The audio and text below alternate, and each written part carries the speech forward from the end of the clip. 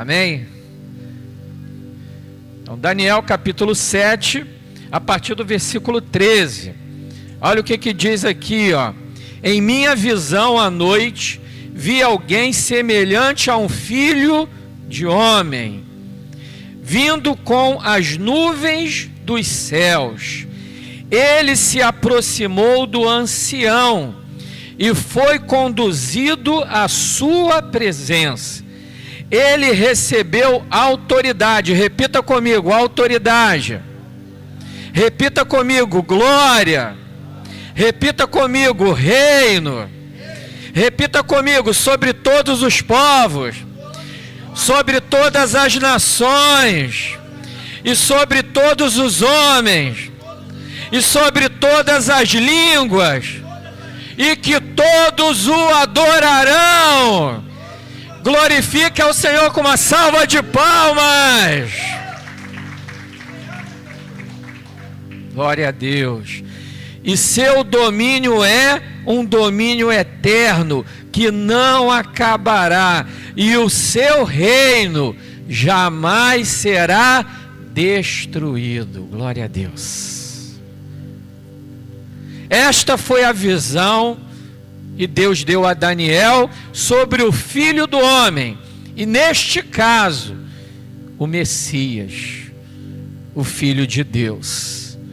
Filho do homem também pode se referir a homem? Pode. A Bíblia mesmo nos fala que Deus não é homem para mentir, nem filho do homem para se arrepender. Mas esse texto faz referência a Jesus como filho do homem, porque Jesus, sendo divino, sendo 100% Deus, Jesus também é 100% homem. Deu para entender esse mistério, irmãos? Isso é profundo, irmãos. A teologia debate isso há séculos. Como Jesus pode ser homem e Deus ao mesmo tempo? Na mitologia grega existe um semideus chamado Hércules, porque Hércules é filho de Zeus com uma mulher humana. Então Hércules era como se fosse um cachorro vira-lata dos deuses. Porque o que é o cachorro vira-lata? É uma mistura, é ou não é, irmãos? Você pode pegar um husky siberiano que é lindo, tem um olho azul, tem husky siberiano com olho azul, com outro verde, e você pode misturar, botar para cruzar, aliás, um husky siberiano com um Rottweiler, que também é um cachorro lindíssimo. Eu gosto muito dessa raça. Eu já criei 2 Rottweilers. São 2 cachorros lindos, mas se você botar para cruzar, o que nascer vai ser um vira-lata, por mais lindo que ele seja. Porque você não pode misturar 2 raças, que aí vai virar um mestiço, e um mestiço é um vira-lata. Jesus não é vira-lata. Jesus não é um semideus. Hércules era um semideus. Hércules era metade Deus, metade homem. Mas Jesus é 100% Deus. Dê um glória a Deus por isso, irmãos. O seu Salvador é 100% Deus. Mas o seu Salvador também é 100% homem. Ele nasceu de uma virgem sem pecado, gerado pelo Espírito Santo. Maria era virgem, imaculada, e de uma forma milagrosa e extraordinária, nasceu Jesus, o Filho de Deus, mas também o Filho do homem. 100% Deus, 100% homem. É sobre isso que a gente vai falar nesta noite, rapidamente, irmãos. Nós vamos aqui abordarmos 4 pontos que apresentam esse Jesus como Messias, o Filho do homem, previsto na visão de Daniel. Porque esta visão de Daniel, no capítulo 7, fala do Messias, daquele que vai estabelecer um reino eterno. O reino no qual toda língua se dobrará, todo joelho se dobrará, toda língua confessará que Ele, Jesus Cristo, é o Senhor. É um reino que não será abalado, que não será extinto. É um reino que não será subjugado. Este é o reino do Messias, do Filho de Deus, do Filho do homem, na visão de Daniel. Então, qual é o primeiro ponto que a gente pode abordar, que apresenta Jesus como esse Messias? Primeiro, a visão de Daniel foi uma visão apocalíptica. A visão de Daniel foi uma visão de revelação do que aconteceria nos últimos dias. A visão de Daniel foi de que o Filho do Homem vem trazer aos seus filhos um reino de justiça, paz e alegria. Estamos vivendo uma época difícil não só no Brasil, estamos vivendo uma época difícil no mundo todo. Lá na França, por exemplo, o pessoal lá da pecuária, da agricultura, está fazendo greve, está jogando esterco dentro das prefeituras. Já pararam na Alemanha também. O agro aqui no Brasil está insatisfeito. Temos uma polarização aqui no Brasil, política.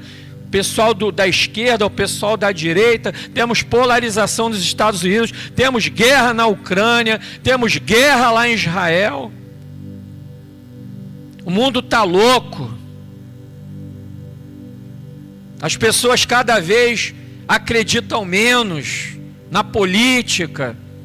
Cada vez acreditamos menos em soluções de pessoas, de homens. É só decepções. Pessoal que votou no Lula, muita gente está decepcionado. Pessoal que votou no Bolsonaro, na eleição anterior, a gente também encontra gente decepcionada. Tem muita gente agora que pegou 17 anos de cadeia porque estava lá na manifestação, no dia 8 de janeiro do ano passado, não é isso? 8 de janeiro? Estava conversando com o pastor Elton. Se a gente morasse em Brasília, o pastor Elton falou: pastor, corri o risco de eu estar preso agora. Eu também de repente estaria com ele lá, a gente entrava de gaiato lá no navio, porque teve gente com Bíblia na mão que entrou lá, foi na onda lá da multidão lá, teve gente que quebrou um monte de coisa, mas teve gente que não quebrou nada, foi lá na onda lá e acabou sendo preso, né? E aí, o que é que o Bolsonaro fez para tirar esse pessoal da cadeia? Eu não estou vendo o Bolsonaro fazer nada para tirar ninguém da cadeia. Teve gente que votou no Lula para comer picanha. Quanto que está a picanha no mercado? Última vez que eu vi estava mais de R$100. Estava em promoção agora quase 90, se eu não me engano. Então, irmãos, não dá. Abóbora, né? Não dá para confiar em homens, irmãos. Não dá para confiar em reinos humanos. Nós temos que confiar no nosso Senhor. Amém, queridos? E a visão de Daniel foi a visão de que o Filho do Homem vem trazer para os seus filhos. Você é filho de Deus? Dá um glória a Deus aí bem alto. Então o Messias, o Filho de Deus, o Filho do Homem, vem trazer para os seus filhos justiça, paz e alegria, irmãos. E a Bíblia nos diz que a alegria que vem do Senhor é a nossa força. Você está sofrendo, você está passando por luta, é depressão, é desemprego. Queridos, tudo vai passar. Sabe o que está preparado para você? Um reino de justiça, de paz e de alegria. E essa visão apocalíptica de Daniel nos mostra isso.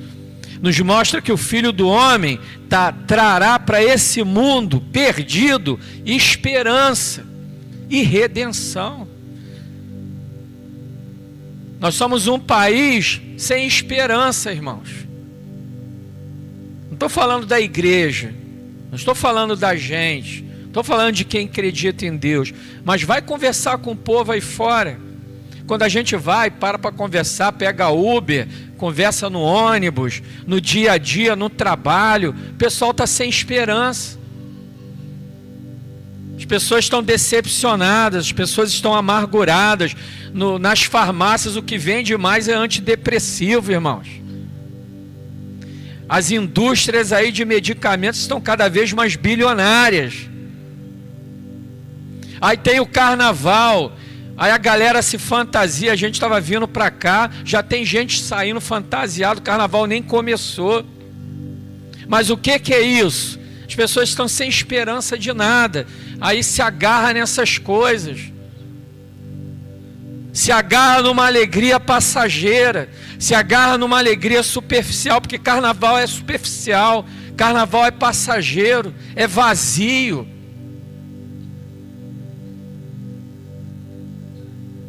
As pessoas não têm esperança mais, as pessoas não têm perspectiva, nem de alegria, nem de felicidade. Então qualquer coisa que aparece, qualquer diversãozinha, qualquer oportunidade, o pessoal está se agarrando. E aí vem as consequências. Eu não sei se você sabe, aqui na Rocinha, por exemplo, a Rocinha é um dos lugares, pelo menos foi o que me passaram, que a Rocinha é um dos lugares com o maior índice de pessoas aidéticas do Brasil. Infelizmente tem muito jovem aí. Infelizmente tem muita jovem aí. Infelizmente tem pessoas até de idade, queridos, estão com AIDS. E no carnaval transmitindo para as pessoas. E eu posso falar, eu tenho lugar de fala para falar o que eu vou falar agora. Eu trabalhei durante um mês num posto de saúde. Na época eu trabalhava na prefeitura. Um posto de saúde na Zona Norte. E eu conversando com uma das enfermeiras desse posto de saúde, ela me disse: olha, Geraldo, vou te falar uma coisa aqui. Depois que inventaram o Viagra, o que tem de idoso com AIDS não está no gibi. Parece engraçado isso, irmãos. Seria cômico se não fosse trágico. Ela me falou que o que vem de idoso pegar o coquetel lá naquele posto de saúde, ela falou: olha, você não tem ideia, tem mais idoso, porque o coquetel, para quem não sabe, é dado gratuitamente. Ela falou para mim: Geraldo, tem mais gente idosa vindo pegar o coquetel do que jovem. Antigamente você via muito jovem e adolescente aqui para pegar os remédios para o HIV. Agora não, mudou o quadro. E isso eu estou falando, irmãos, isso tem uns 15 anos atrás. Imagine como que está o cenário agora. É muita gente, queridos, sem esperança, sem perspectiva, sem alegria, sorrir, mas o coração está vazio. Sabe por quê? Porque o nosso coração tem um vazio que só Deus pode preencher. Só Ele pode preencher esse vazio, mais nada.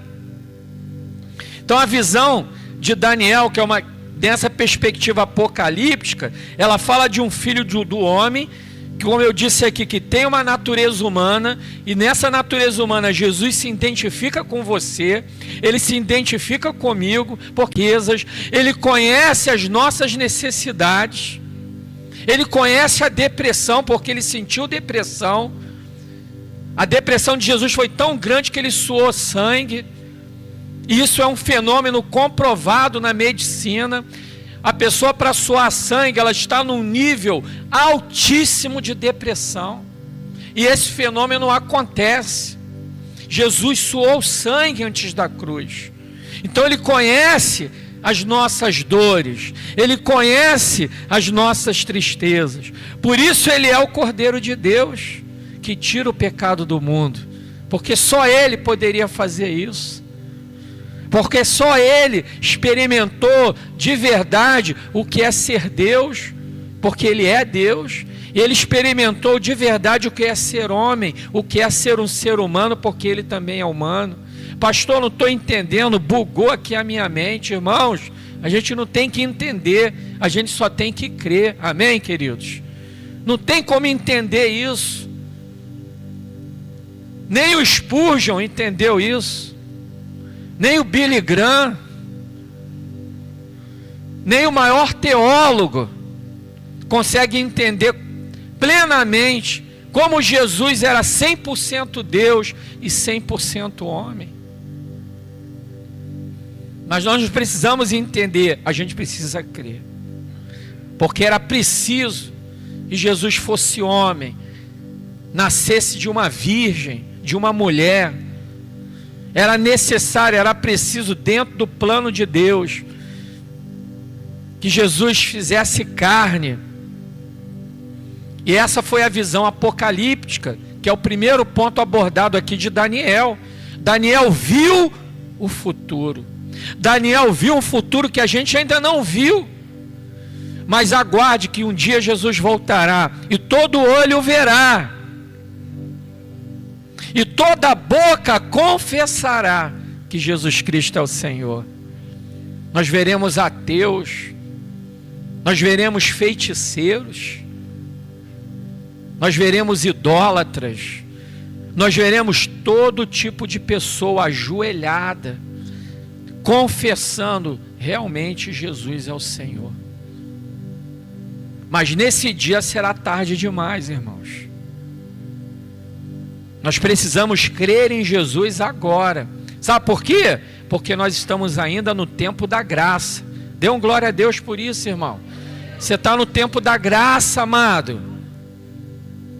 Mesmo que você peque, você pode pedir perdão a Deus, porque se confessarmos os nossos pecados, Ele é fiel e justo para nos perdoar os pecados e nos purificar de toda a injustiça. Mas Daniel viu a visão do reino estabelecido, e quando Jesus voltar, Ele não virá mais como um servo, Ele virá como um juiz.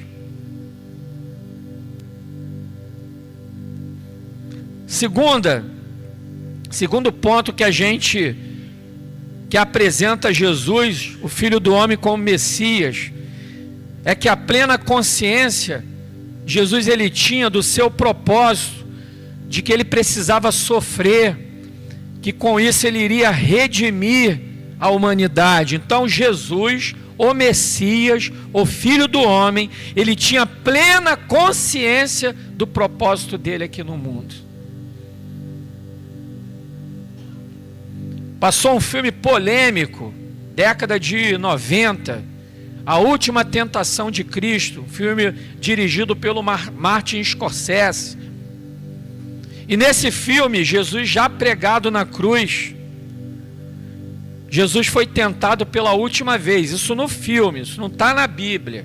Isso é até uma heresia. Só estou compartilhando com os irmãos a heresia que esse diretor colocou nesse filme. Então Jesus estava pregado na cruz.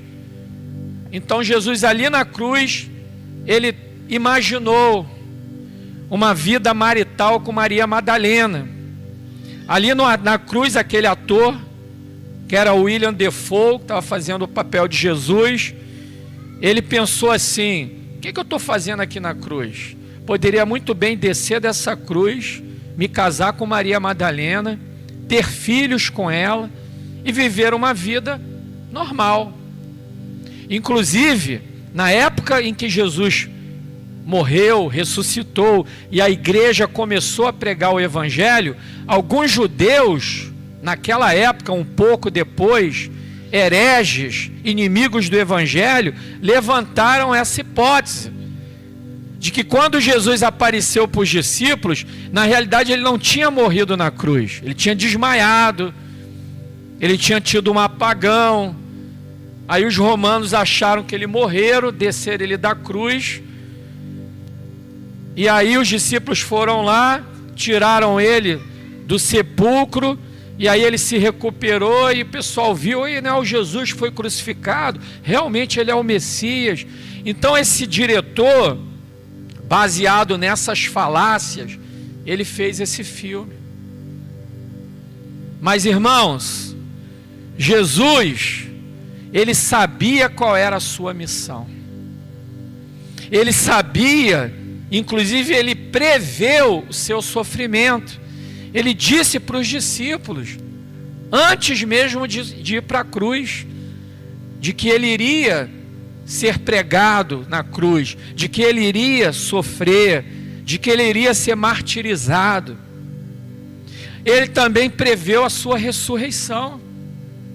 Ele também preveu o seu triunfo. Esse era o Jesus humano ou Jesus divino? O que prevê as coisas, o que prevê o futuro. É humano ou é divino, irmãos? Divino.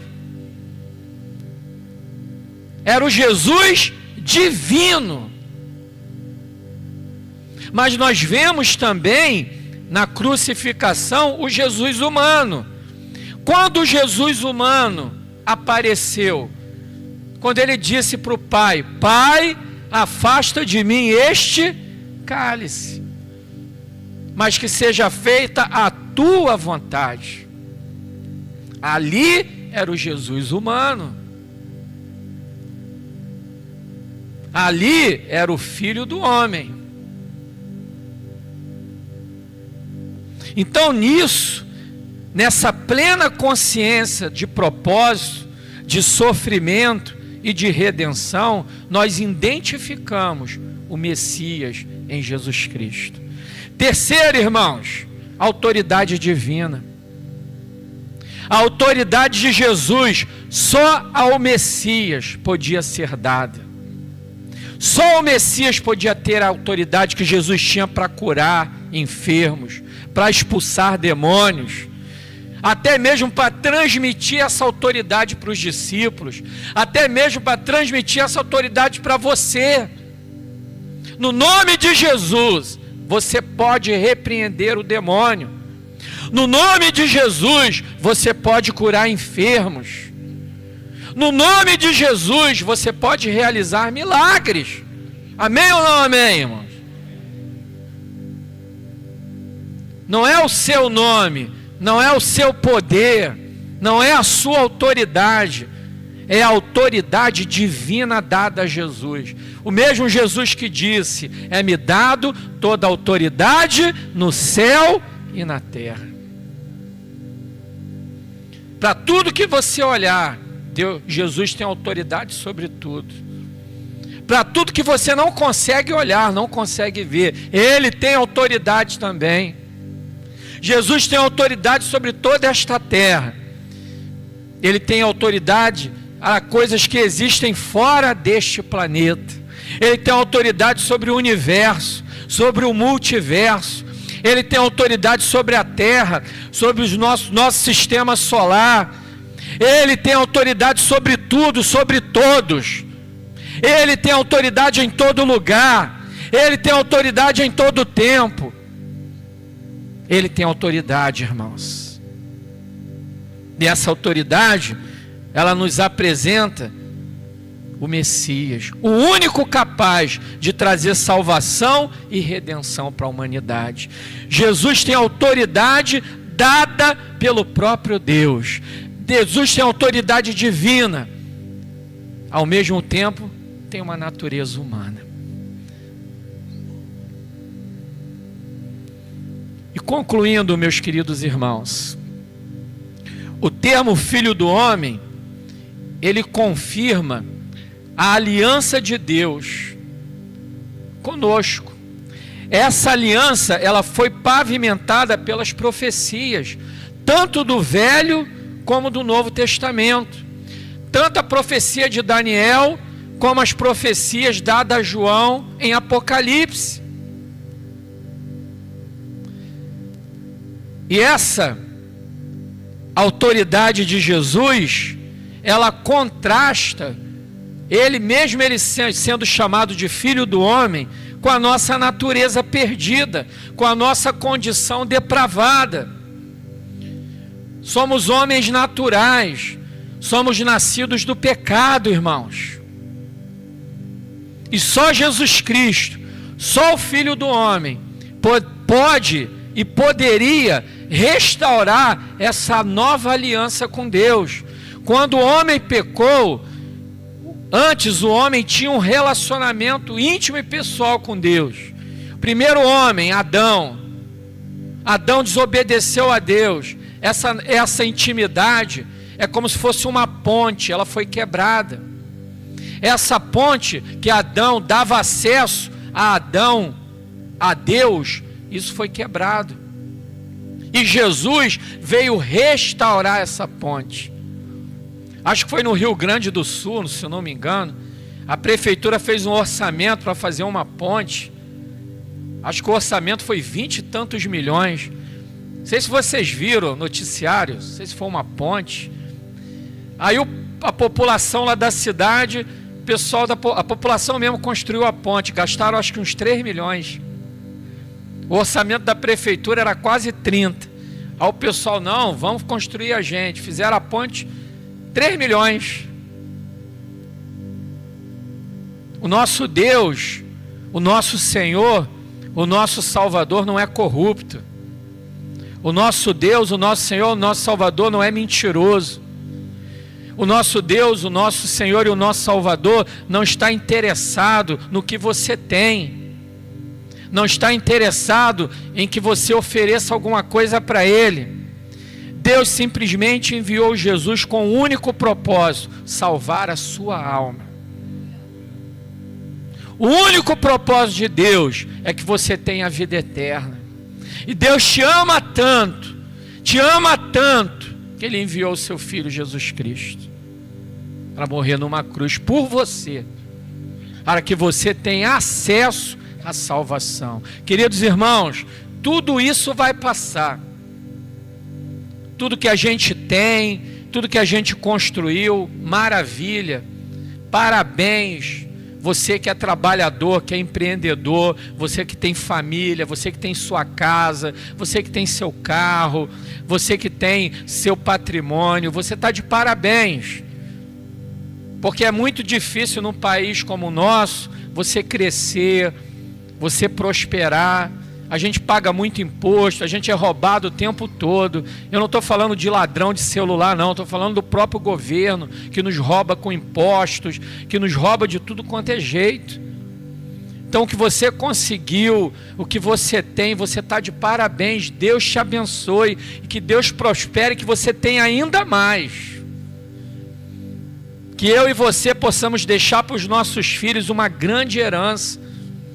Que possamos deixar para os nossos filhos um grande patrimônio. Glória a Deus por isso. Mas irmãos, tudo isso vai passar.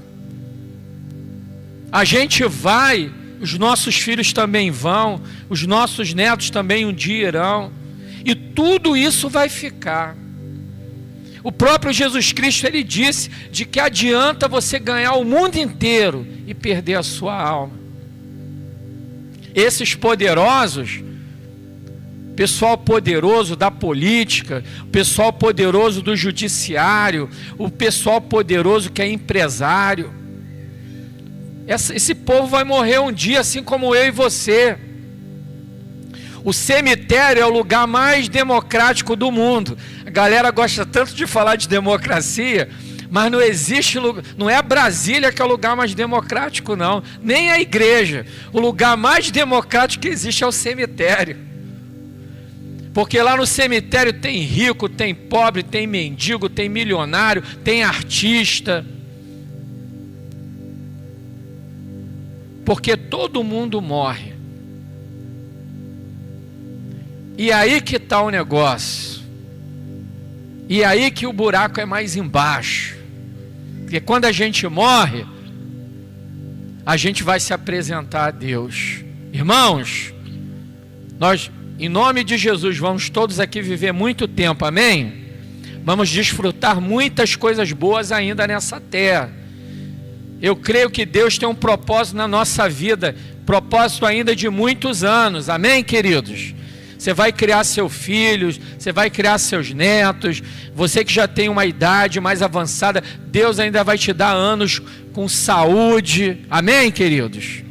Glória a Deus por isso. Mas nós vamos partir, irmãos, um dia. E no dia que a gente partir, no dia que a gente fechar pela última vez os nossos olhos nesta terra, nós vamos abrir os nossos olhos ou no céu ou no inferno. A última vez que a gente fechar os nossos olhos aqui, a gente vai abrir pela primeira vez ou no céu ou no inferno. E a Bíblia está dizendo isso. Então muita gente está vivendo como se não houvesse um amanhã. Quantas vezes a gente pergunta: você não quer entregar a sua vida para Jesus? Aí a pessoa responde: não estou preparado, vou fazer isso depois, primeiro eu preciso resolver isso. Aí às vezes a gente pergunta para a pessoa que está vindo na igreja: quando é que você vai se batizar? Vai ter batismo agora em maio, dia 5 de maio, dia 5, não é isso, Joel? É dia 5, né? Vai ter batismo. Aí a gente pergunta para algumas pessoas: por que você não se batiza? Dia 5 vai ter batismo. Aí a pessoa fala assim: não, eu ainda não estou preparado. Não, vou deixar isso para depois, pastor. Irmãos, nós não sabemos o dia de amanhã. Na rede social tinha um rapaz cantando gospel, louvor na igreja, morreu. Vocês viram esse vídeo? Quem viu? Levanta a mão aqui, ó. Alguns testemunhos aqui. O rapaz estava louvando a Deus na igreja, caiu morto. Aí tem um outro vídeo, um pastor pregando. Quem viu o vídeo do pastor pregando? Aqui o pastor Robson, a Rose, o pastor Elton, irmão Semir.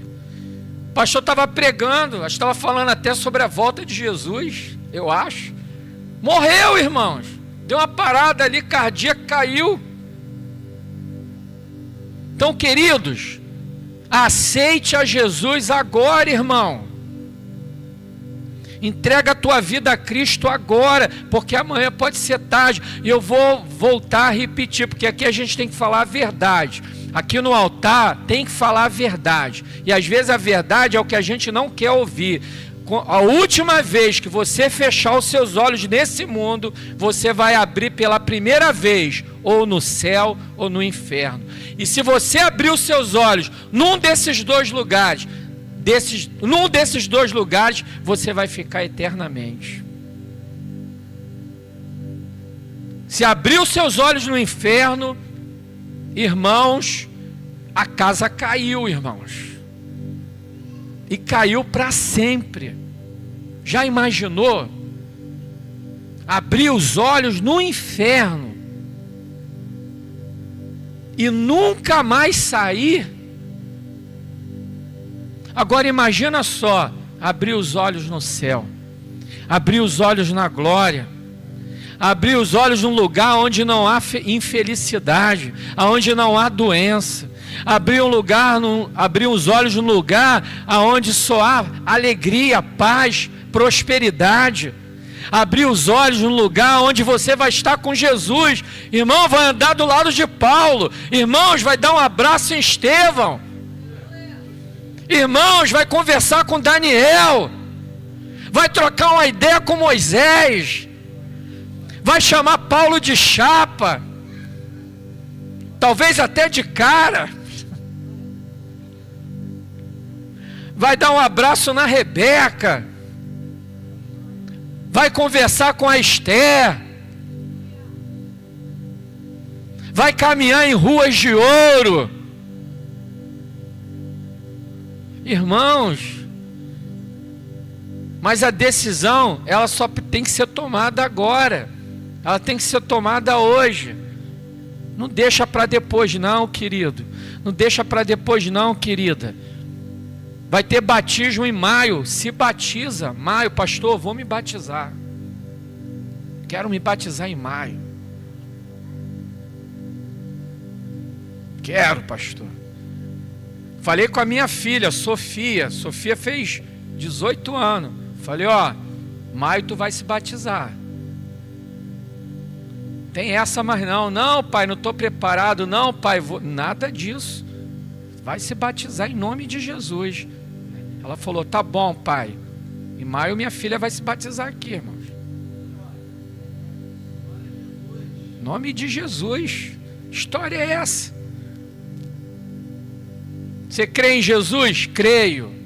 Você crê que Jesus é o Salvador? Creio. Você crê que Jesus é o Filho de Deus? Creio. Você entregou a tua vida a Jesus? Entreguei. Então, batizar, irmão. Marcos 16:16. Quem crê e for batizado será, e quem não crê será condenado.